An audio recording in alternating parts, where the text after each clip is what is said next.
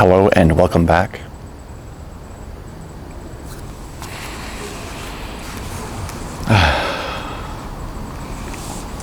Another beautiful day.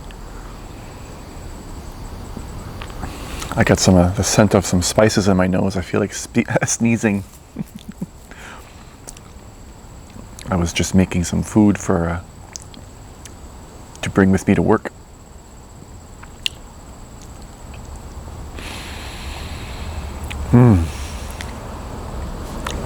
I've heard said, the beginning is the end. And that can be very easily misinterpreted. So let me explain what this means in terms of your spiritual journey. The beginning is the end.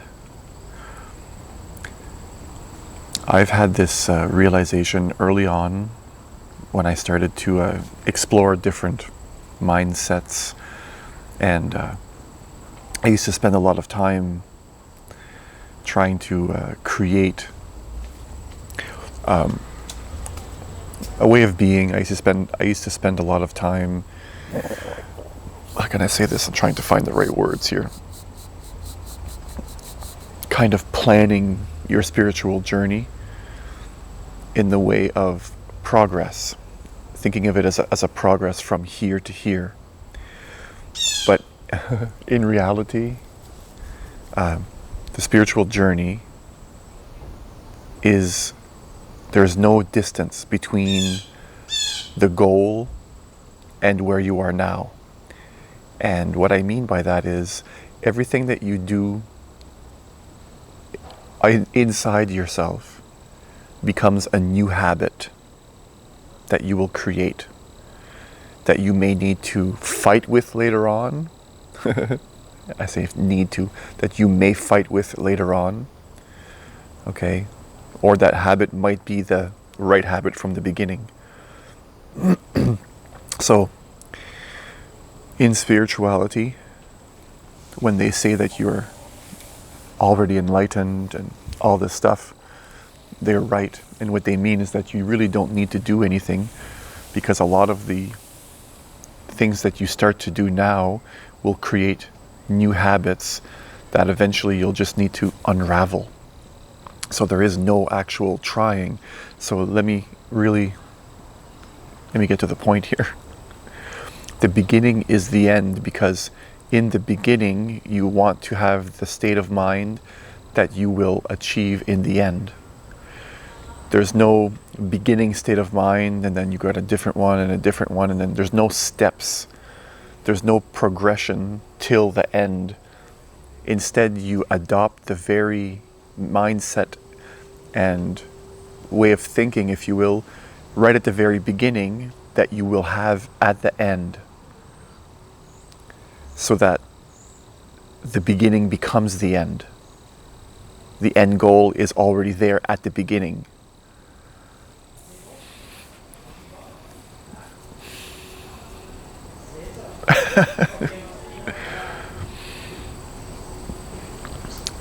And the end goal, the beginning goal, is the practice of presence, is the practice of not attaching to thoughts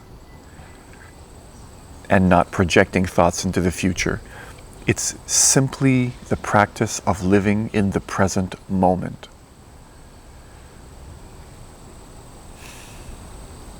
When you're looking to let go of anxiety, depression, and all of it, the process is exactly the same at the beginning as it is at the end. There's no logical step one, step two. Now that I did this, I do this. Now that I did this, I do this. Now that I did this, I do this. That eventually leads you to here. No, the very beginning practice is the end practice.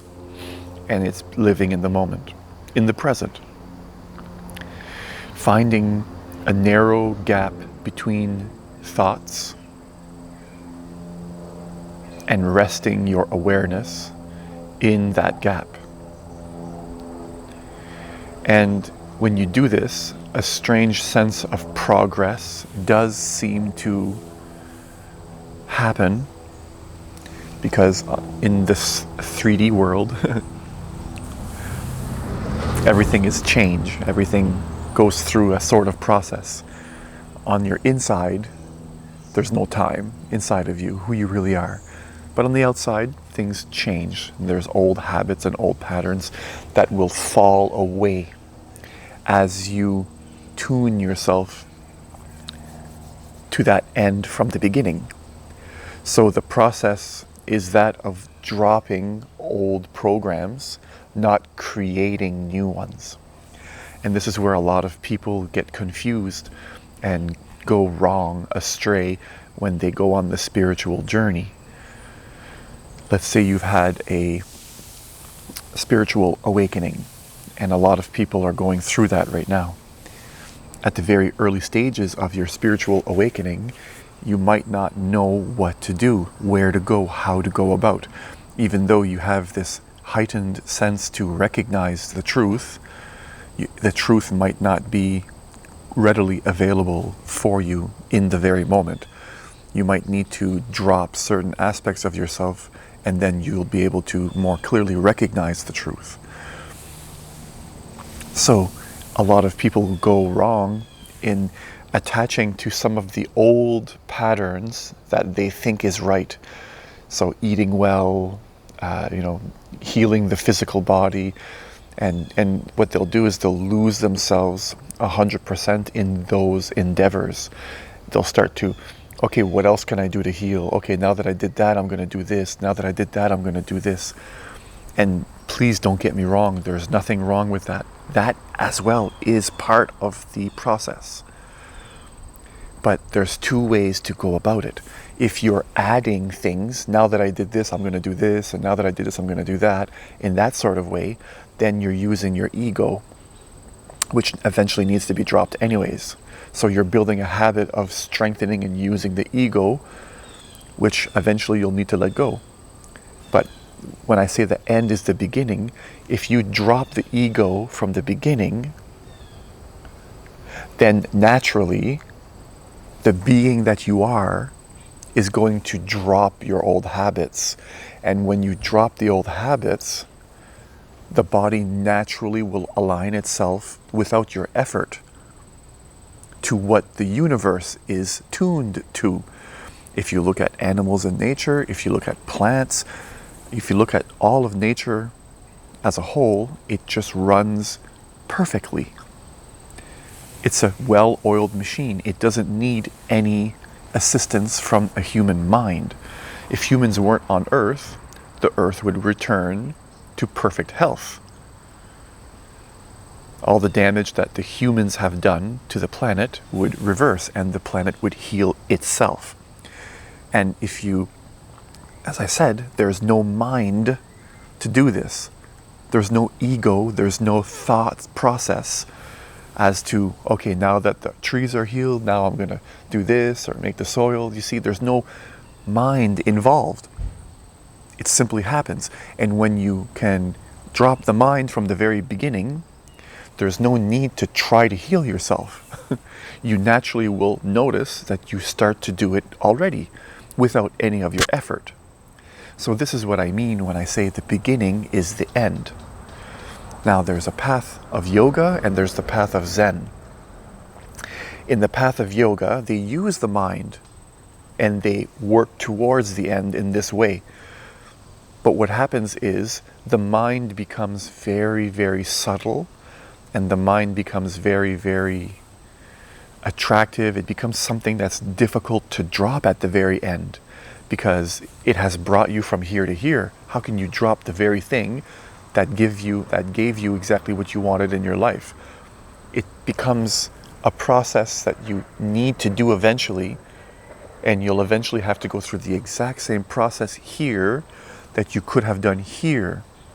The only difference is in the direction of yoga, or using your mind to reach a state of peace, oneness, is that you use the mind,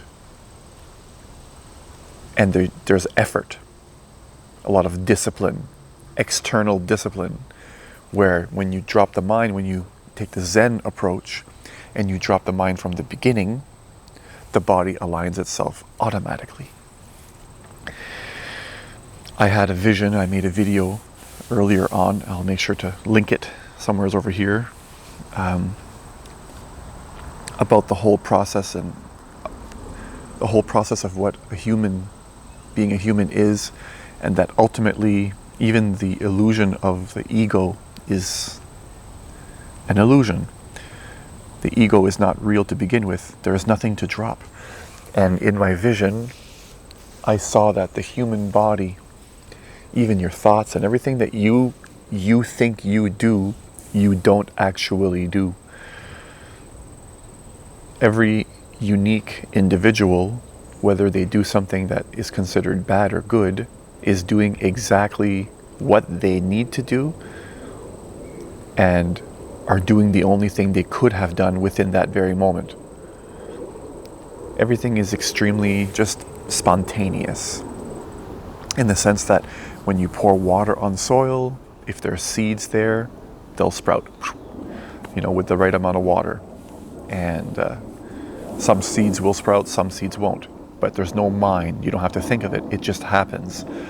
And in the same way, everything you do, say, think is that same type of situation, that same happening.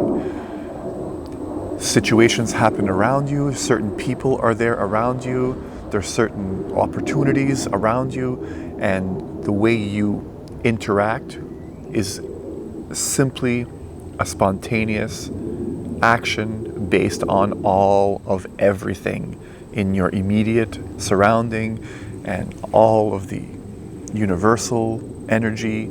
So it just kind of happens. You just act. And the ego creates the illusion that it's me acting. I'm doing this. So I'll make sure to link a video on that. So once again, the beginning is the end. And when I say this, again, I just want to mention, when I say the beginning is the end, I'm talking about dropping your ego. If you can drop the ego, if you can rest your attention into the space between your thinking, if you can just be aware of the present moment and live your life in the present moment, then that will naturally lead you to the end goal, and it will be the same goal that you start at the beginning. There's not going to need to be any steps you take. So it's a real shortcut.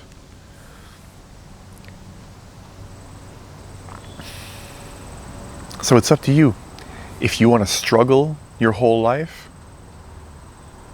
and for some people that's the right path, that's great. But if you want to struggle your whole life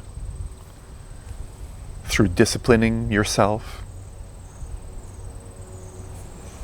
so that eventually you can get to a point in your life where you feel fulfilled, that's great. You can spend your whole life trying to get fulfillment and maybe get there at the end. Or you can simply drop the mind and feel fulfilled from the beginning and just watch the story unfold in front of you. I mean, it's up to you in the end. And again, there is no right or wrong way. The path that you choose is the path that's right for you. So the beginning is the end. That's it. That's all I wanted to talk about in this video. Just wanted to make everyone aware that there is another way. You don't have to use your mind. You can drop the mind and just watch the body go through the motions.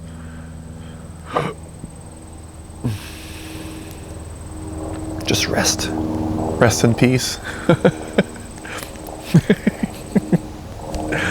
And when I say rest in peace, I'm speaking of the death of the mind, because the mind is the only thing that the mind is your only block to peace. So rest in the present moment.